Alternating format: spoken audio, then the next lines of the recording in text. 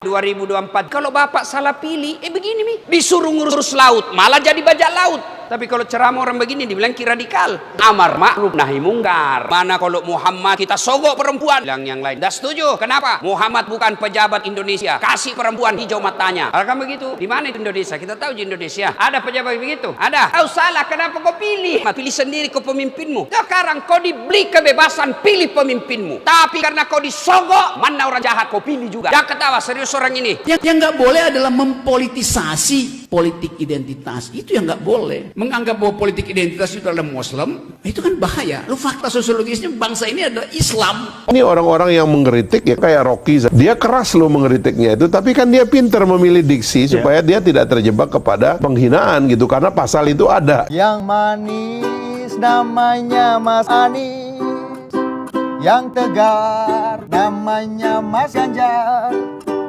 legowo pasti Pak Prabowo. Jangan lupa bangga sama Erlangga. Itulah kandidat capres kita. Hasil survei A, B, C, D, E, F, G. Semua belum tentu bisa berlaga. Kita tunggu Jokowi dukung siapa? Ayo semuanya.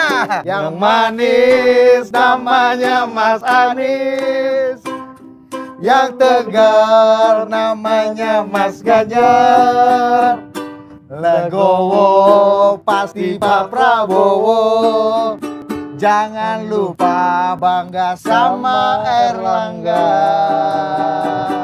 Kita bermohon semoga rahmat Allah senantiasa dicurahkan dan melahirkan keberkahan-keberkahan terbaik yang diridhai Allah Subhanahu wa taala. Komen, like, and share. Like, subscribe, share, and comment. Orang Islam harus berpolitik supaya ruang-ruang politik ini tidak menjauh dari maqasidus syariah. Ya, yang pertama kalau kita lihat dari beberapa lembaga survei ya yang melakukan rilis katakanlah dalam 6 bulan terakhir, bahkan kalau mau menarik setahun terakhir pun sebetulnya memang bisa disimpulkan papan atasnya itu hanya ada 3 nama. Ada Pak Prabowo, ada Ganjar, ada Anies. Nah, memang ada perbedaan dan pergerakan selama katakanlah dari tahun 2021 ke 2022. Yang pertama adalah pergeseran dari dulu Pak Prabowo di peringkat 1, tahun 2022 lebih banyak itu dipegang oleh Ganjar Pranowo. Tapi kalau kita lihat dalam 2 bulan terakhir juga ada pergerakan terbaru. Minimal kalau kita lihat 2 rilis terbaru dari Carta Politika dan dari indikator politik, terlihat kalau kita lihat di peringkat kedua dan ketiga terjadi pergeseran. Anies mengalami kenaikan, Pak Prabowo cenderung mengalami penurunan, Mas Ganjar cenderung stagnan. Jadi polanya seperti itu kira-kira. Dan kenapa? Kalau kita lihat dalam konteks momen, memang ada sebuah peristiwa besar yang kemudian menjadi spotlight lah selama 2 bulan terakhir, terutama deklarasi dari Anies oleh Nasdem. Dan diikuti pada momen yang bersamaan, tidak berhenti pada level deklarasi, tapi kebetulan juga Anies memang sudah habis masa jabatannya. Sehingga kalau kita lihat pasca deklarasi, Nasdem langsung memanfaatkan posisi Anies Baswedan yang sudah bebas ini untuk diajak keliling, yang menurut saya juga diambil keuntungannya oleh Nasdem untuk melakukan konsolidasi internal partai dan mengklaim sendiri ya satu-satunya partai, karena PKS dan Demokrat juga belum mendeklarasikan Anies, untuk kemudian tanda kutip bisa mendapatkan efek ekor jas. Di luar momen itu pun saya dari awal sudah mengatakan, dari tahun lalu bahkan, bahwa kecenderungan kalau dari 3 besar ini mana sih yang cenderung punya ruang gerak untuk kemudian masuk di 2 besar. Menurut saya 2024 ini memang harus besarnya mengarah kepada Ganjar dan Anies, karena mereka memang memiliki ceruk pasar yang jelas. 2024 nggak bisa lepas dari pertarungan lanjutan 2014 dan 2019. Orang bicara keberlanjutan atau orang akan berbicara mengenai perubahan, dan disitulah keidentikan sosok Ganjar sebagai penerus Jokowi dan Anies sebagai antitesa Jokowi lebih memiliki ruang gerak karena positioning yang jelas tadi. Pak Prabowo hanya menyisakan investasi politik karena 2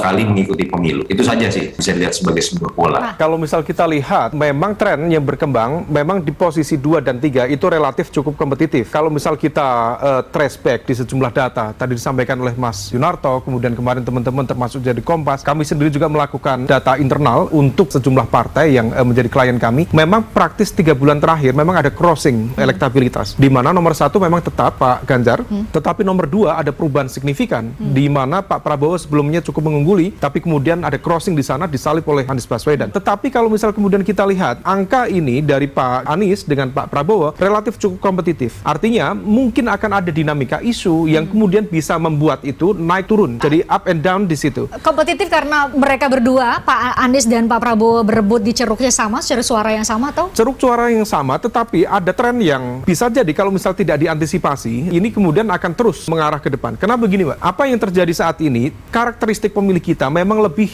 menginginkan sosok yang lebih fresh, baru, dan kemudian menunjukkan satu karakter yang berbeda. Tetapi pada saat yang sama, kita juga melihat kenapa seorang Prabowo Subianto bisa bertahan meskipun sudah sekian kali pilpres, at least ada 3 kali pilpres. Dan kalau misal kemudian kita lakukan data cross tabulasi kemarin misalnya, paling tidak ada sekitar 30-40% pemilih Prabowo di pemilu-pemilu sebelumnya yang tidak paham positioning Prabowo saat ini.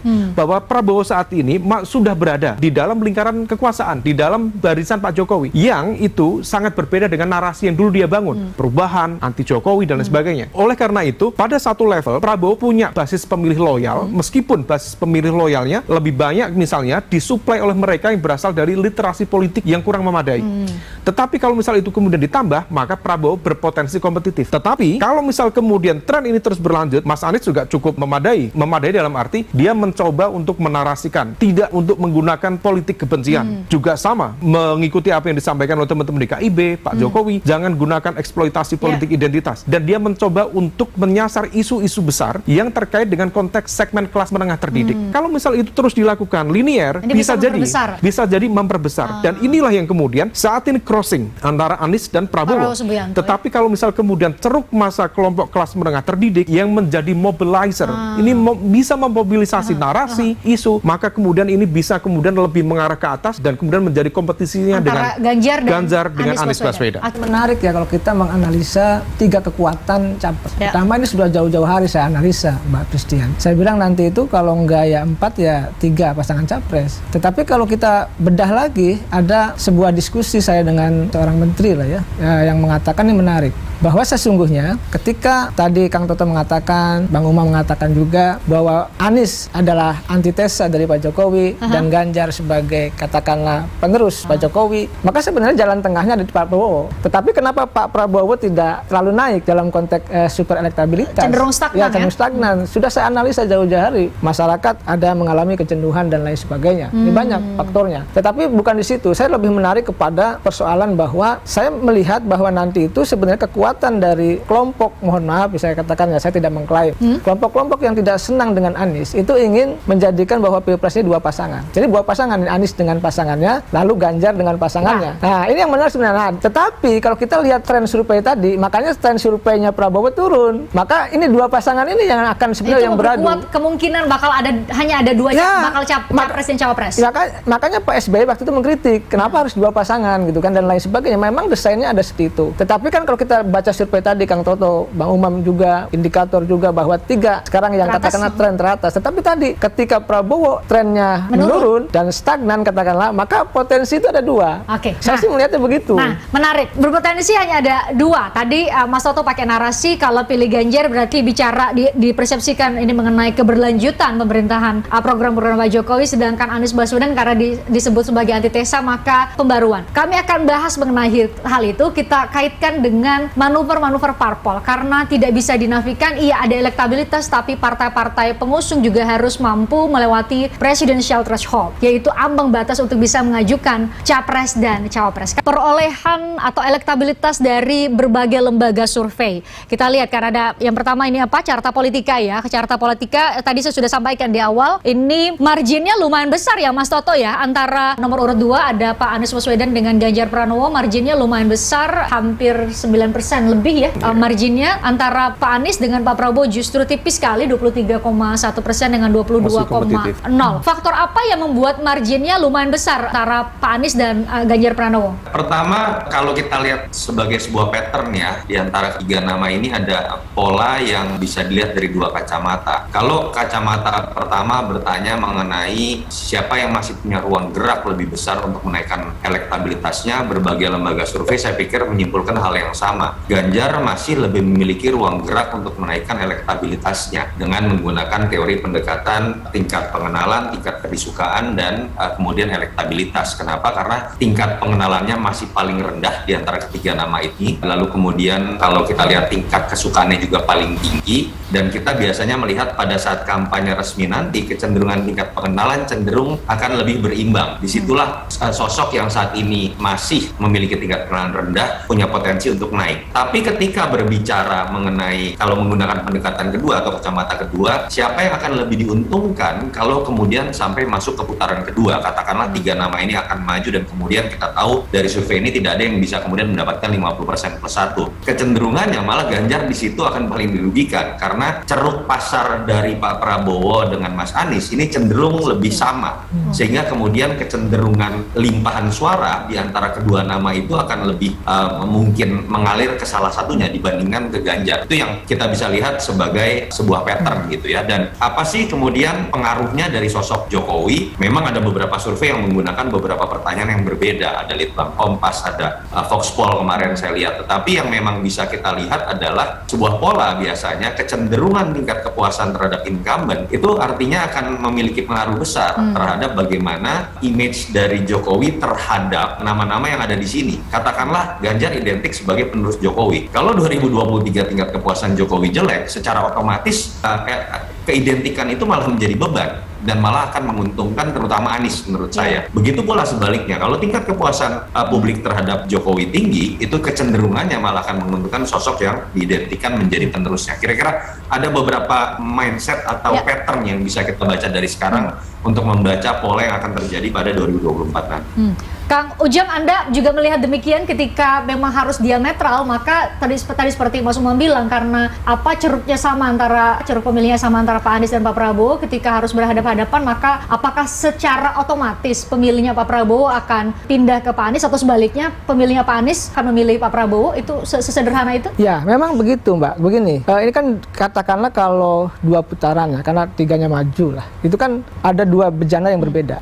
Satu bejana A, ya ada kelompok istana katakanlah, yang kedua adalah tadi kelompok di luar istana, katakanlah Anies Baswedan kan begitu. Nah, kalau yang Anies Baswedan itu naik, maka ini turun. Kalau ini yang naik, maka ini turun. Nah, dalam konteks ini saya melihat, makanya tadi saya katakan, kenapa kalau misalkan 3 pasangan lalu ada 2 putaran, ini mengkhawatirkan bagi kelompok, mohon maaf ya, teman-teman di istana. Kenapa? Karena nanti itu yang maju kemungkinan, saya menganalisa ini Ganjar dengan Anies. Dan kalau ini bertarung di putaran kedua, ini memang masih panjang. Ini analisa saya bisa itu sangat kompetitif maksud Anda? Iya, sangat kompetitif. Nah, kalau ini bertarung, maka ini berbahaya bagi istana. Anies masih bisa leading. Itu kan bicara mengenai elektabilitas. Kalau kita bicara mengenai realita politik, kan tadi saya katakan tadi sebelum kita jeda, ada batas, ambang batas untuk mencalonkan presiden dan wakil presiden. Saat ini kan Nasdem kita tunggu-tunggu nih, 10 Desember katanya mau mendeklarasikan koalisi. Kalau misalnya perebutan tadi kita konteksnya, perebutan ceruk ini hanya antara Pak Anies dan Pak Prabowo. Kalau Pak Anies tidak dapat tiket, belum juga dapat tiket saat ini, berarti antara Prabowo dan Ganjar Pranowo? Nah, ini sedang ditunggu oleh Pak Jokowi. Itu kemarin saya diskusi. Jadi Pak Jokowi dan kelompok istana sedang menunggu apakah memang Anies dapat tiket atau tidak. Menurut Anda akan dapat tiket atau tidak? Dugaan saya dapat, akan dipaksakan dapat, dan kalau dapat, partai yang mana? Kelihatannya ketiga itu yang sudah dekat, PKS dan Partai Demokrat. Ya, kelihatannya ke sana arahnya. Seandainya tadi tidak, sudah jelas ada Prabowo dengan Ganjar, dan ini sudah sebuah kemenangan bagi teman-teman istana, sudah kemenangan itu, karena nggak ada Anies Baswedan. Anda mempersepsikan bahwa ini Pak Prabowo dan Pak Ganjar Pranowo ini adalah identik dengan lingkar istana? Bahkan begini, saya ini diskusi yang menarik bagi saya. Bahkan dalam diskusi saya juga yang spesial, yang khusus gitu, dengan ya mentor saya itu, saya katakan, saya tidak sebut namanya, bahkan menyandingkan bahwa Ganjar dengan Pak Prabowo. Iya, diduetkan bisa. Jadi saat sebenarnya pertarungan itu gini, Mbak, kalau Anies itu maju, sebenarnya lawan yang kuat yang adalah Ganjar. Udah jelas ini. Makanya tadi kalau kita melihat dari rujukan survei, Pak Prabowo selalu stagnan. Oleh karena itu saya kembali kepada tadi ceruknya jelas sama, maka tadi kekhawatiran, mohon maaf sekali lagi saya harus jelaskan, kekhawatiran istana itu karena Anies antitesa daripada istana, maka kalau Anies masuk putaran kedua ini berbahaya, bisa menang. Saya Karen mohon undur diri, subhanakallahumma wa bihamdika asyhadu an la ilaha anta astaghfiruka wa atubu ilaik. Billahi taufiq wal hidayah. Wassalamualaikum warahmatullahi wabarakatuh. Terima kasih. Terima kasih. Wassalamualaikum warahmatullahi wabarakatuh.